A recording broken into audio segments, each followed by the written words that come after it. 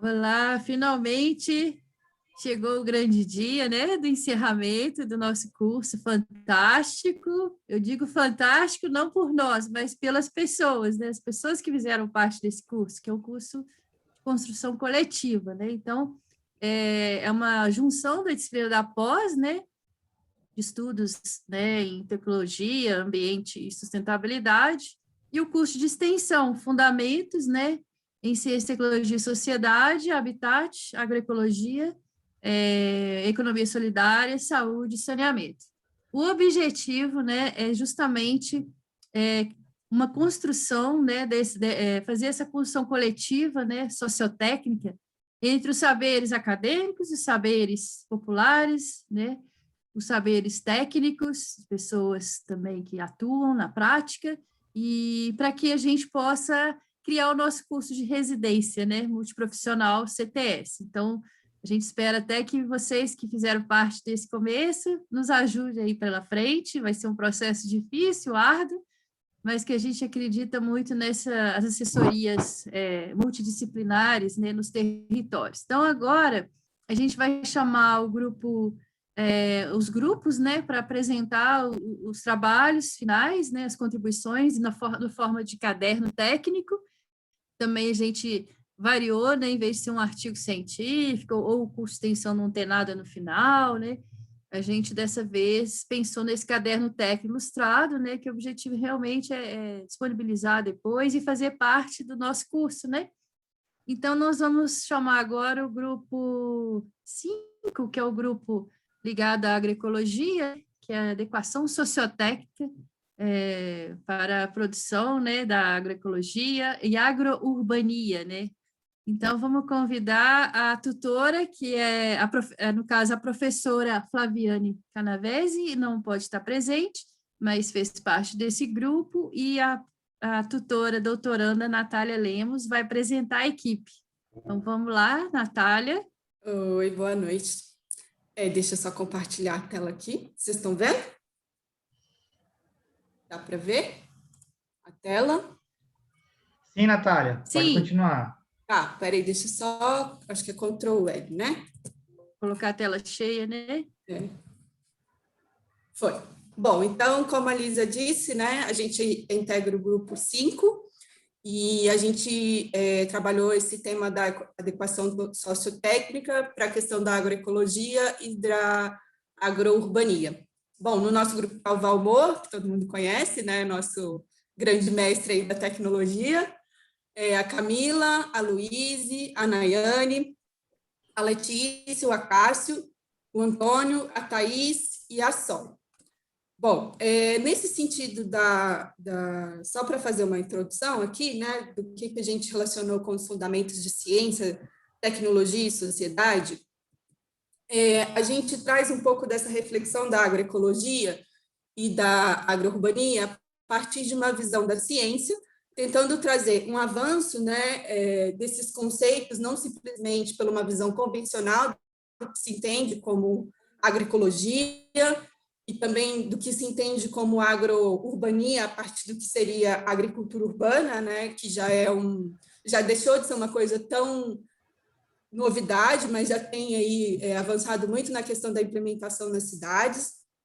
Então, tudo isso a gente tenta relacionar com o avanço a partir de questões que são essenciais da ciência, da tecnologia, da inovação, do desenvolvimento sustentável, para estabelecer um entendimento onde a gente consegue perceber quais são essas conexões, quais são as reflexões e quais são as interpretações que a gente pode avançar nesse conhecimento sociotécnico da economia solidária que estão aí presentes nessa questão da agroecologia e da agrourbania.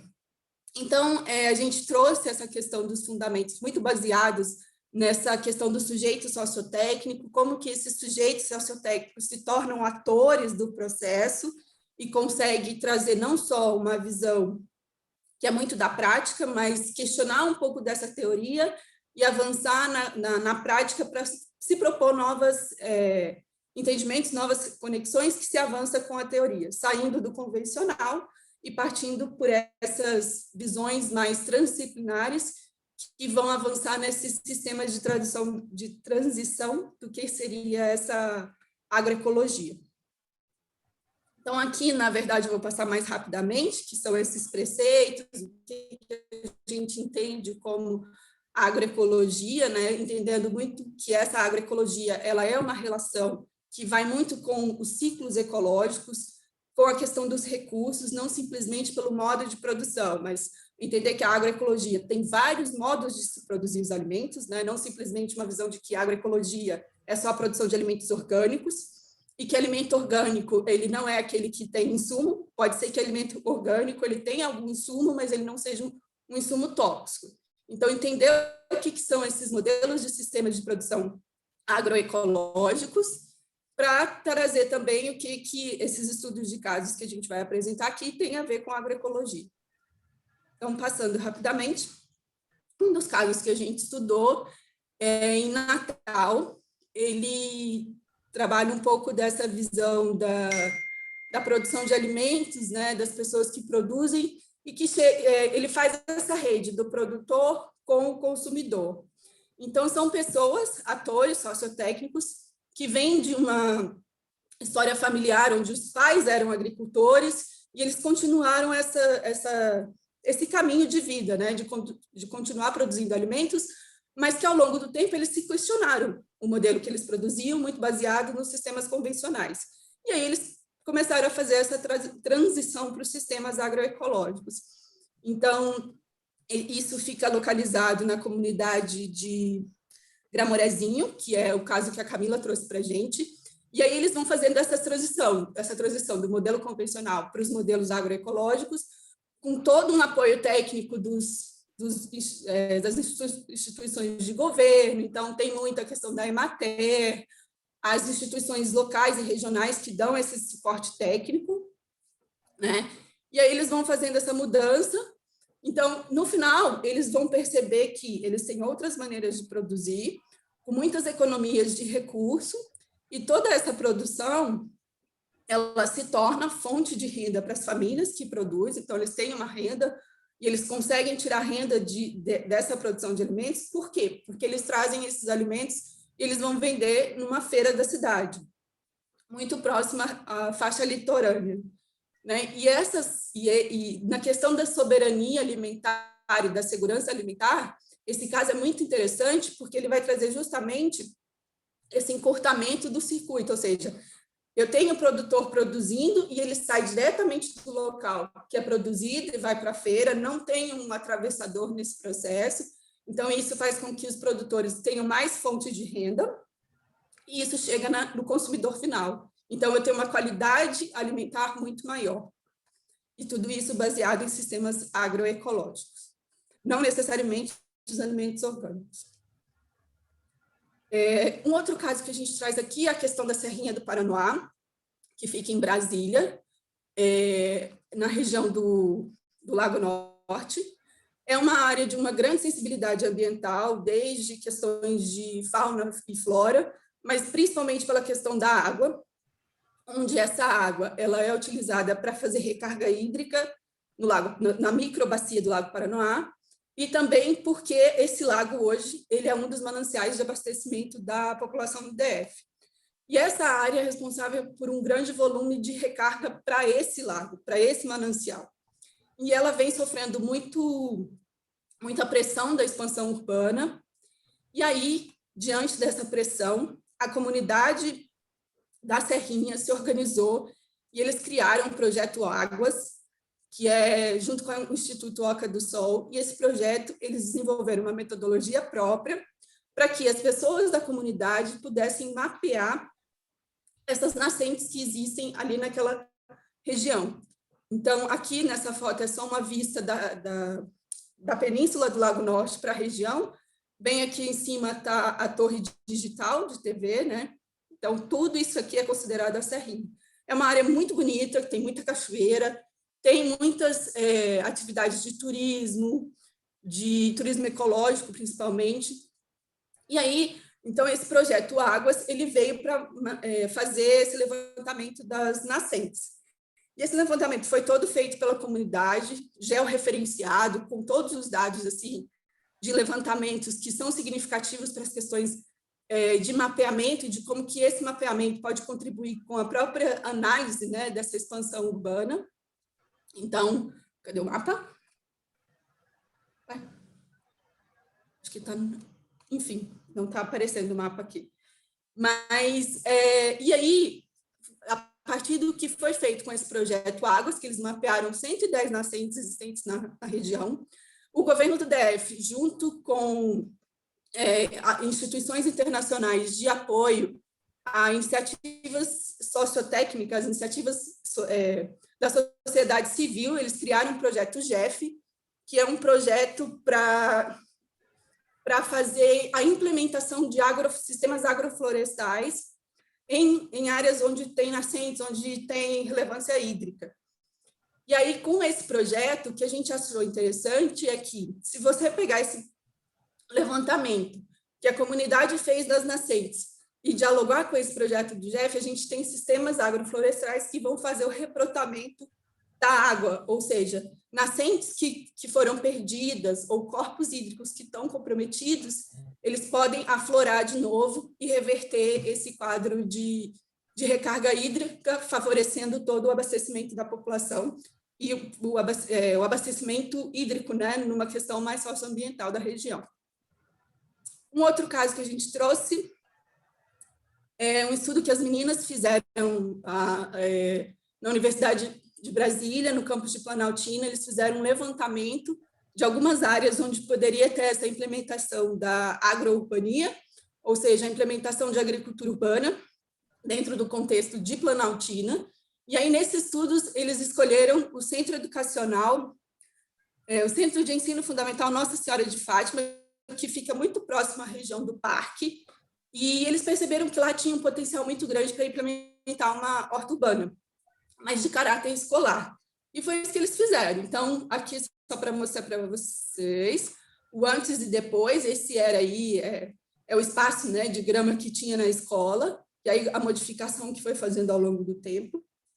E isso foi muito interessante, porque com sistemas de agroecologia muito simples, eles fizeram uma horta, e as crianças começaram a ter uma alimentação melhor, mais saudável e com maior qualidade nutricional. Então, isso teve um ganho muito grande na segurança e soberania alimentar desses estudantes da escola. E aí, como a produção começou a crescer, eles começaram a vender ali no entorno da escola.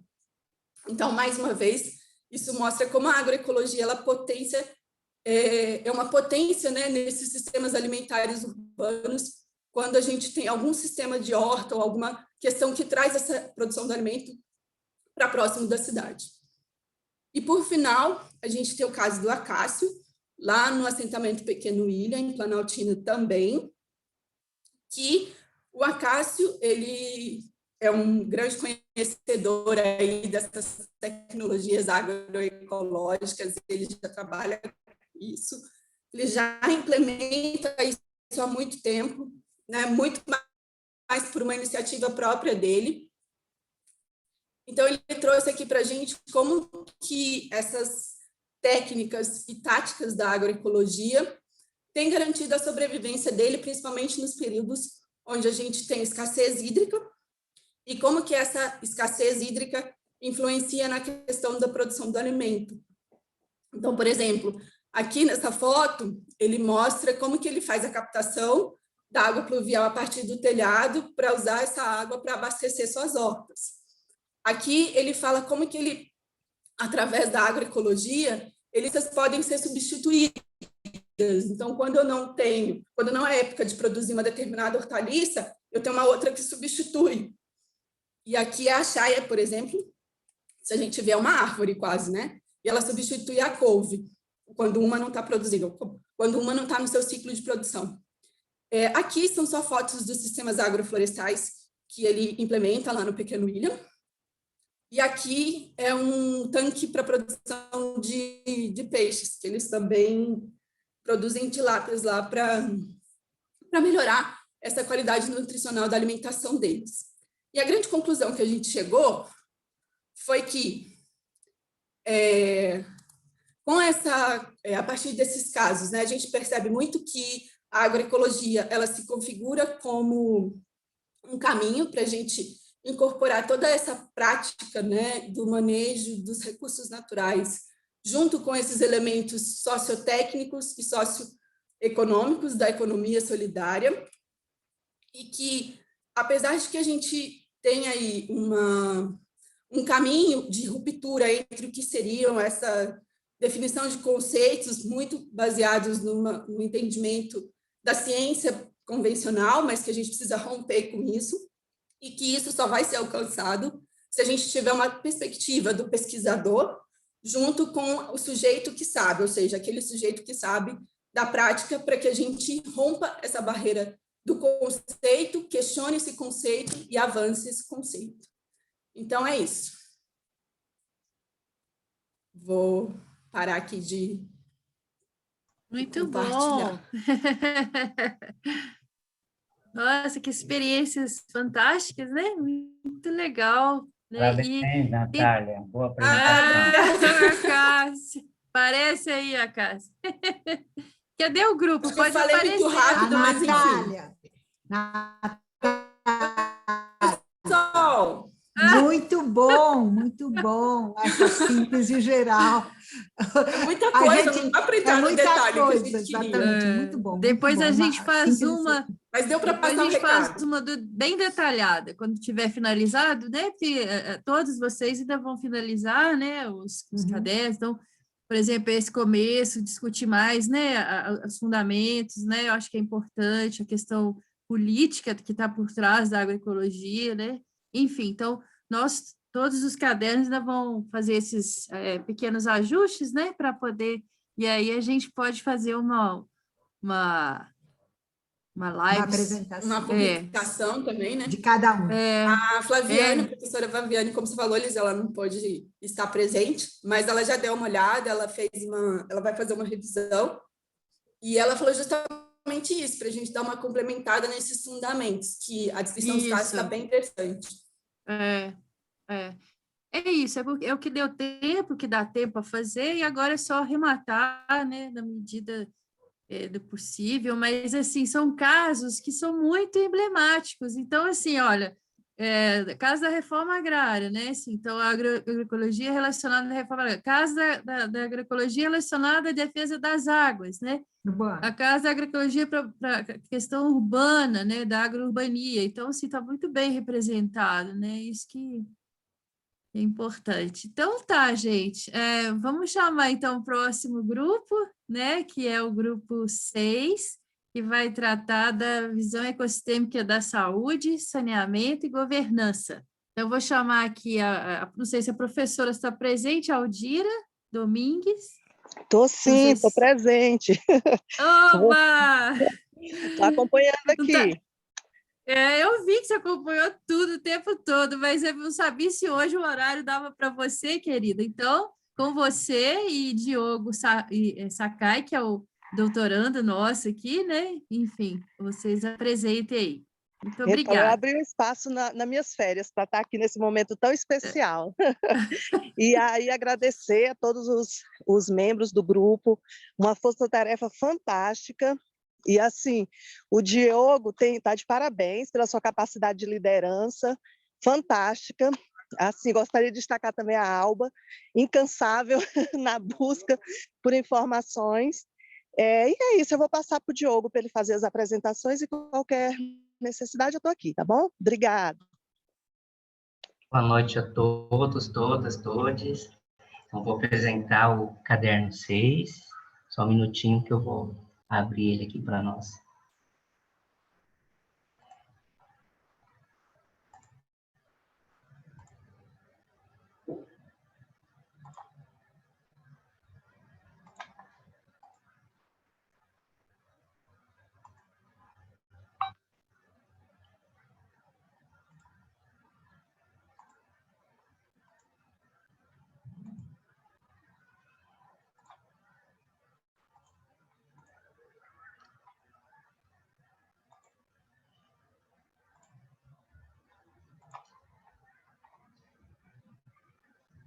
Então, nós somos do grupo 6, né, com o tema saúde ecossistêmica, saneamento, governança, né, coordenados pela professora Aldira Guimarães Duarte, né, e aí os queridos colegas que participaram, a Alba Evangelista, Camila Dias, o Erivan, a Gleice, a Isa, a Júlia, o Plácido, a Sátia e o Vinícius. Bom, nós nos organizamos em torno das temáticas, né? Fizemos uma pesquisa metodológica e a proposta do caderno, como de todos os outros, era buscar, né, práticas associativas e cooperativas, né? Trabalho associado com autogestão, mas com os temas voltados para a saúde ecossistêmica, para saneamento e governança. Então, nós focamos mais na nossa temática, fizemos buscamos, né, adequar os conceitos de adequação sociotécnica e economia solidária, trabalho com ocupação e renda, mas nós focamos mais na questão da saúde ecossistêmica, né, na adequação sociotécnica e assessoria sociotécnica para a saúde ecossistêmica, saneamento e governança, né? E ao fazer essa pesquisa, né, nós entendemos que a abordagem ecossistêmica da saúde humana, ela se refere ao equilíbrio entre saúde humana e ecossistema e que vai superar os métodos tradicionais e entendidos como o modelo biomédico restrito e o reducionismo da visão social apartada da compreensão ecológica, né? E aí, só que a partir de uma nova visão, com novas estratégias geradas e aplicadas em consonância com gestores públicos, privados, com a sociedade civil e com os segmentos populacionais afetados. Então, a gente compreendeu que a abordagem de saúde ecossistêmica, ela abarca, né, outros temas, ela é transdisciplinar, né, e ela se relaciona, né, a partir relaciona a questão da vulnerabilidade social, a exclusão dos cidadãos, a falta de representatividade de oportunidades, a ausência de políticas públicas específicas, os cidadãos ficam mais expostos à infraestrutura precária, à baixa qualidade de vida, ao estigma da população. Então, como resultado, né, de um sistema de saúde que não tem essa visão ecossistêmica, a gente vê prevalecer a pobreza em todas as suas mazelas, a insegurança alimentar, baixa escolaridade, moradias inadequadas, o baixo atendimento de saneamento básico e, consequentemente, a ocorrência de doenças associadas a essas condições, né? Então, embasados, né, sobre esse referencial, nós desenvolvemos o nosso percurso metodológico a partir, né, de buscar experiências, né, e nós fizemos isso durante as nossas reuniões, né, os relatos de experiências, onde nós fomos buscar uma correlação entre tecnociência, né, e a saúde, saneamento e governança, entendendo que a saúde conectaria saneamento e governança também. Então, nós fizemos essa seleção dos casos, né, e a partir dessas experiências, nós as descreveremos, né, a partir desse pequeno roteiro de análise que já tinha como proposta do caderno. No primeiro momento, nós fizemos uma descrição e contextualização no território da ação, né, fazendo essa caracterização, buscando levantamento de dados, pesquisa bibliográfica, da experiência no território. Depois, nós fizemos a apresentação das boas práticas a partir, né, do trabalho do grupo, fazendo uma descrição e detalhando uma ação específica. E, no final, nós fizemos algumas colaborações, né, à luz da bibliografia. Então, nós selecionamos esses 5 casos, né? O caso 1 seria o caso do Conselho de Segurança do Tororó, né, que a gente interpretou como alternativa de segurança comunitária e segurança ambiental na região da Grande Tororó, né? No segundo caso, o Movimento de Mulheres do Subúrbio Ginga, que promove ações em saneamento, saúde, governança, né, no subúrbio ferroviário em Salvador. O terceiro caso, que são os projetos multiplicadores ambientais, né, que é um projeto em educação ambiental, mas que promove ações relacionadas à gestão do território, né, na região do Baixo Sul na Bahia. E o caso 4, que é o projeto Agente Ambiental Mirim, né, que vai envolver a Universidade de Ceilândia, né, coordenado pela professora Aldira, onde a gente tem a participação dos professores e de acadêmicos na atuação de educação em saúde ecossistêmica junto a alunos em escolas públicas. E o caso 5, que é a experiência da gestão comunitária de saneamento para a comunidade de Santa Luzia, né, que tem a participação de coletivos e de cooperativas junto ao grupo Periféricos, né, de extensão da Universidade Federal de Brasília, do Curso de Arquitetura, coordenado pela professora Lisa.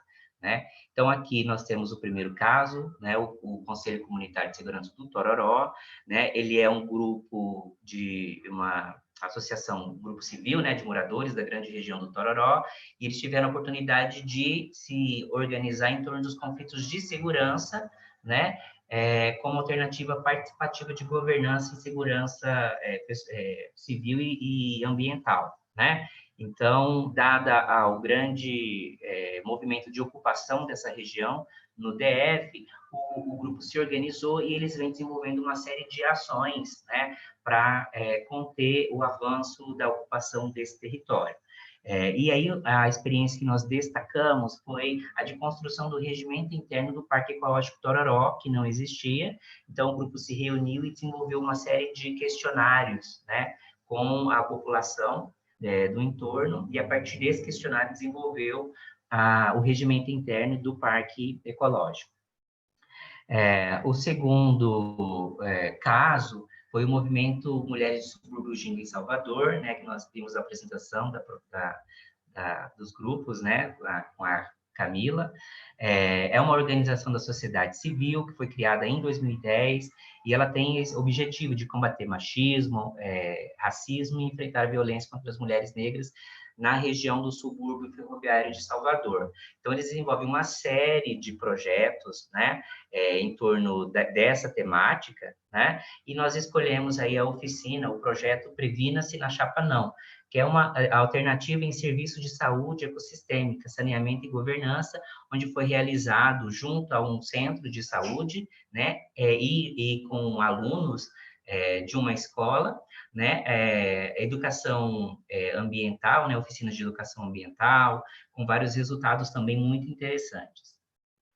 O terceiro caso, que é o do Projeto Multiplicadores Ambientais na Bahia, que é um programa de educação ambiental organizado pelo grupo Ação Ambiental em conjunto com as plantações Michelin da Bahia, né, na região do Baixo Sul, no interior da Bahia também, que reúne uma série de municípios, né? Esse projeto, nós interpretamos como prática associativa para gerar alternativa de governança ambiental, né, e questões relativas ao saneamento voltado para a reciclagem de resíduos, né? Dentro das ações, né, dos multiplicadores, nós descrevemos o projeto Meus Desconhecidos Vizinhos, onde há uma capacitação de jovens, né, que depois isso é multiplicado para a comunidade, onde os jovens fazem uma pesquisa e depois uma divulgação sobre as espécies em extinção da região, né, evitando o impacto da comunidade sobre as espécies em extinção. Também oficina muito interessante, processo muito interessante de construção. O caso 4, o projeto ambiental, Agente Ambiental Mirim, no Distrito Federal, é o projeto que tem como estratégia associativa e participativa que tem demonstrado importantes avanços no envolvimento de crianças em questões educativas e tecnológicas, né? Também na profissionalização dos acadêmicos mais sensíveis a estratégias participativas. Então, o grupo, através deste projeto, ele vem desenvolvendo uma série de oficinas, né, que nós descrevemos pela construção do processo de construção das oficinas. Então, desde o primeiro momento, né, da pré-eleição dos acadêmicos, então é feito um entendimento de qual é a área em que o acadêmico mais se interessa, e a partir desse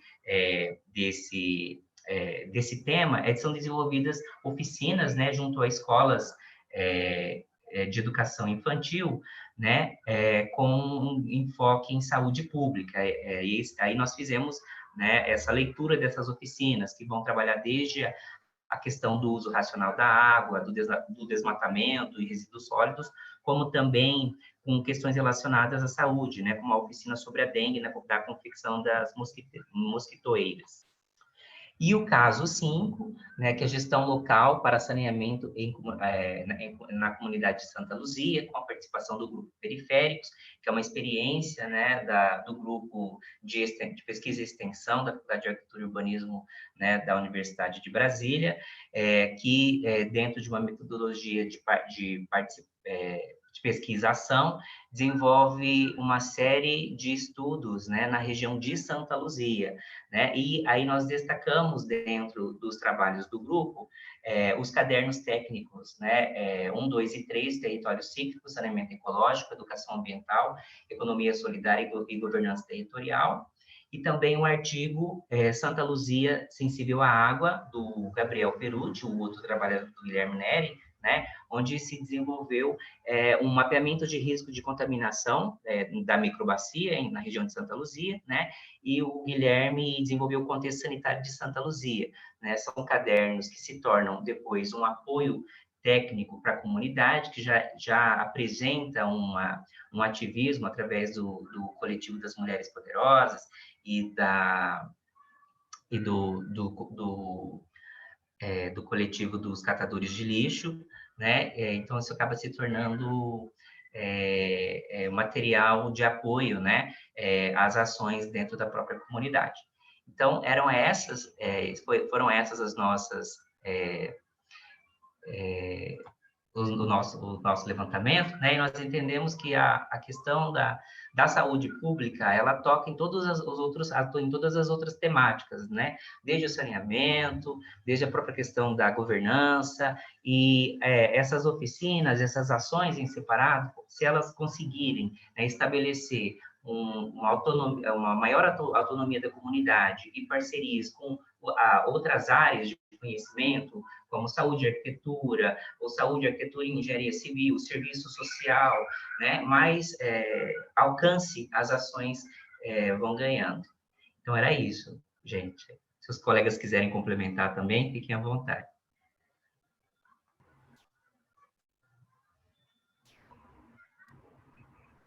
Tá ótimo, nossa, que experiências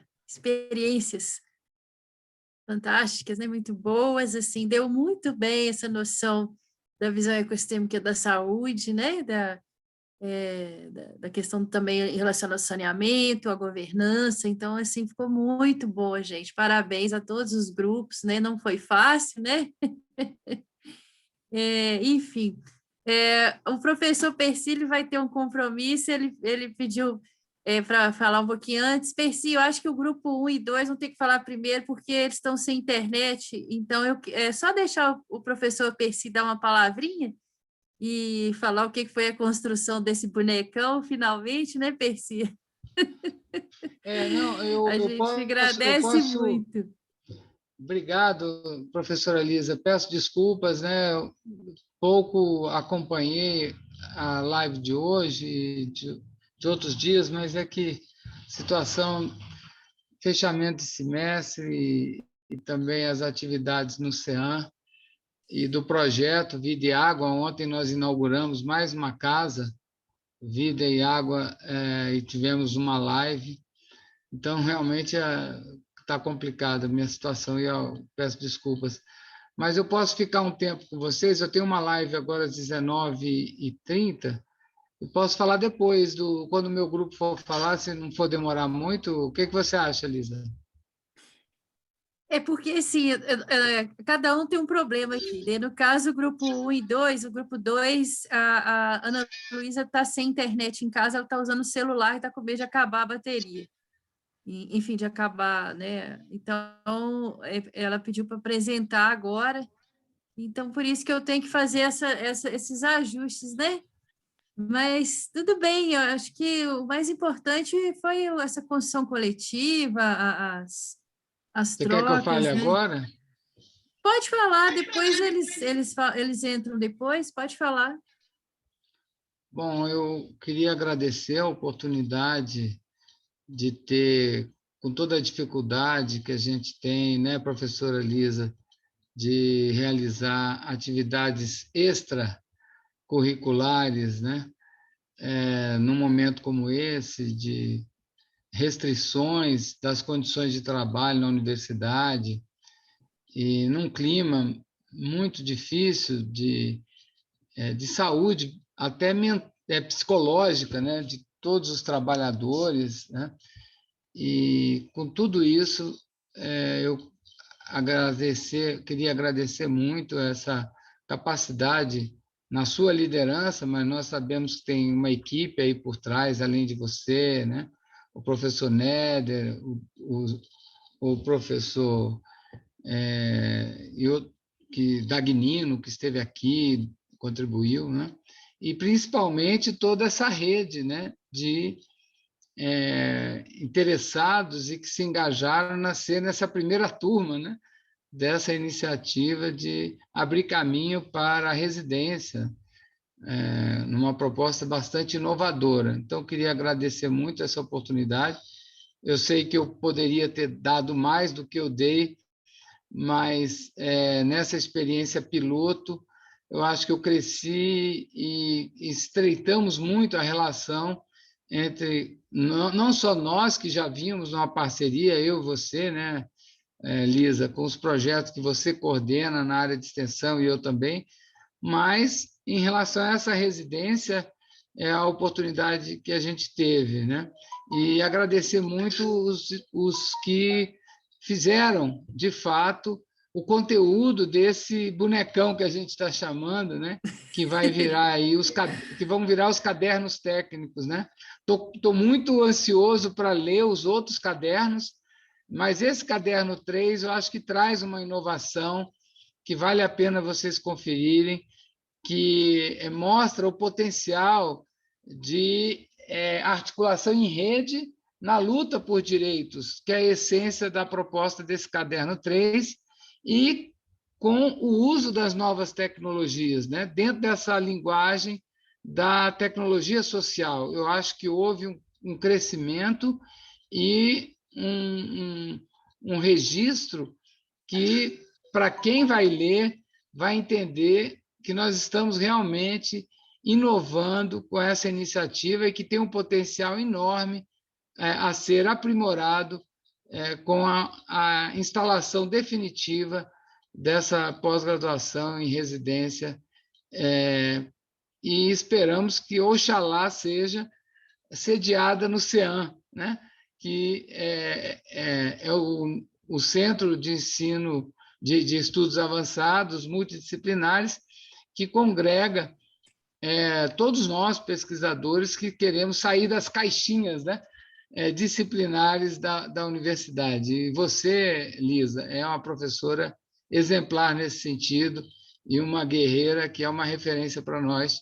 Mas eu queria agradecer muito a oportunidade de estar com esses autores, né, são 11, mas que nós tivemos que ajustar para 6, reduzir para 6 casos, né? Mas eu acho que no bonecão estão todos os casos contemplados dentro dessa perspectiva do caderno 3. Muito obrigado e fiquem aí para assistir a apresentação do trabalho. Muito bom, Percy. Nós vamos convidar, então, o grupo 3, né? Cadê a Letícia? Está aí, que foi a tutora. Eu quero agradecer. É isso. Em especial a Letícia, né, que foi a tutora, e além da Letícia, a Clarissa e outros que assumiram aí a parte, né, de finalização do trabalho. Exatamente. Vale ressaltar, professor Néder, que o Percy adotou uma metodologia interessante de fazer um formulário, né, para que cada membro do grupo pudesse preencher esse formulário e começar a se conectar. É bem interessante para os nossos próximos passos aí da residência. Então, a Letícia vai falar sobre isso. Então, Letícia, grupo 3, conexões territoriais, lutas urbanas, né?